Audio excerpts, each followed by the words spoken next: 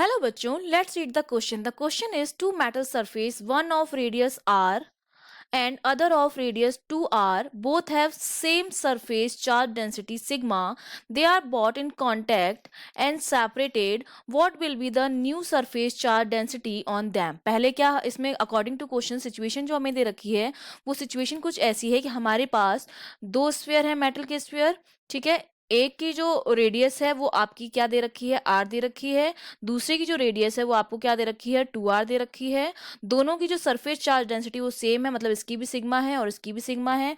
अब हमने मान लिया कि इस पर जो चार्ज है वो Q1 है और इस पर Q2 है, और पोटेंशियल मान लो इसका V1 होगा और इसका V2 होगा।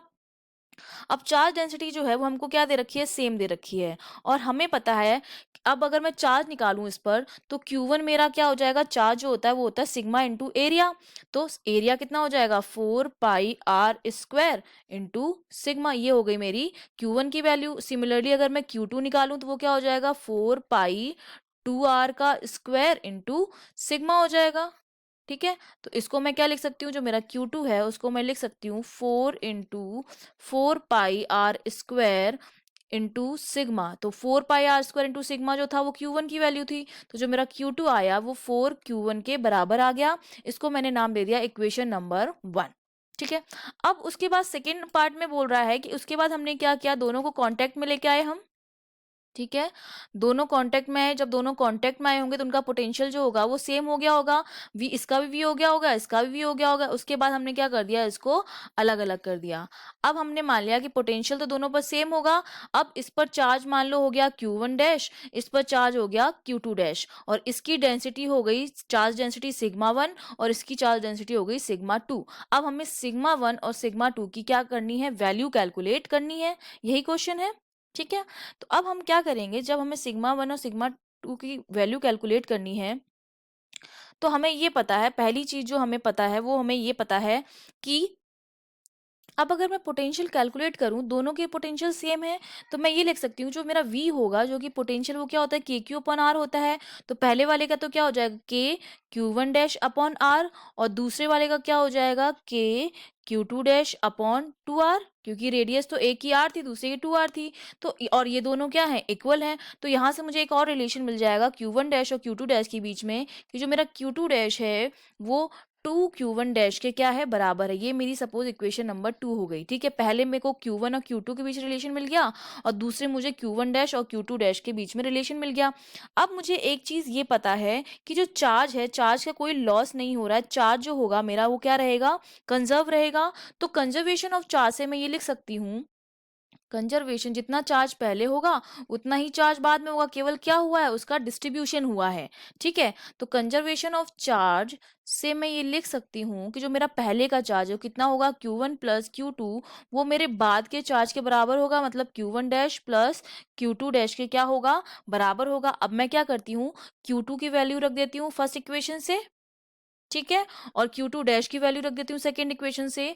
From equation first and second, ठीक है, फर्स्ट एंड सेकेंड से मैं Q2 और Q2 डैश की वैल्यूज में अगर पुट कर दूं तो मेरे पास जो वैल्यू आएगी वो क्या आएगी, वो वैल्यू मेरे पास आएगी Q1 plus 4Q1 equals to Q1 dash plus 2Q1 dash. यहाँ से ये हो जाएगा 5Q1 और ये मेरा आ जाएगा 3Q1 डैश। तो Q1 डैश की जो वैल्यू आएगी मेरे पास वो कितनी आ जाएगी, 5/3Q1।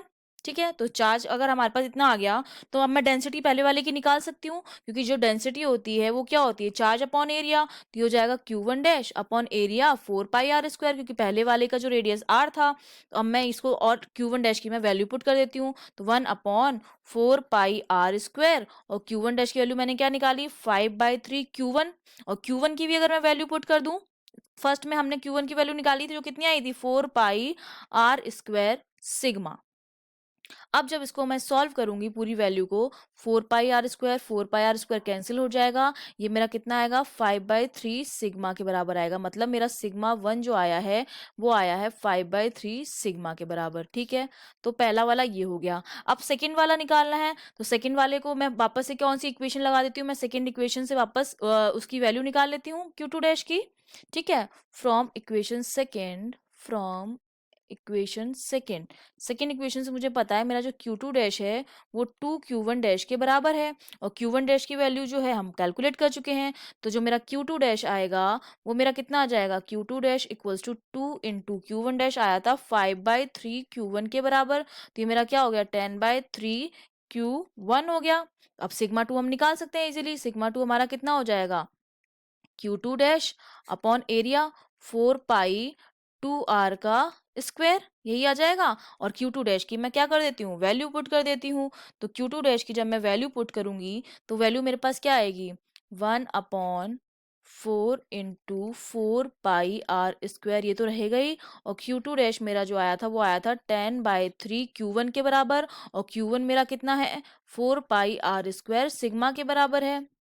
तो अब बस कैंसिल आउट कर दीजिए, 4 पाई R स्क्वायर और यहाँ से अगर ये काटेंगे 2 से तो 2 5 कितना हो जाएगा, 10 हो जाएगा। तो जो सिग्मा 2 मेरा आएगा वो मेरा आएगा 5/6 सिग्मा के बराबर। तो अब मैंने दोनों डेंसिटी निकाल ली हैं, उनको कॉन्टेक्ट में लाके सेपरेट करने के बाद जो डेंसिटी आई है सिग्मा 1 और सिग्मा 2 वो हमारी कितनी आई, 5/3 sigma and 5/6 sigma. Okay, I hope you understood well. All the best.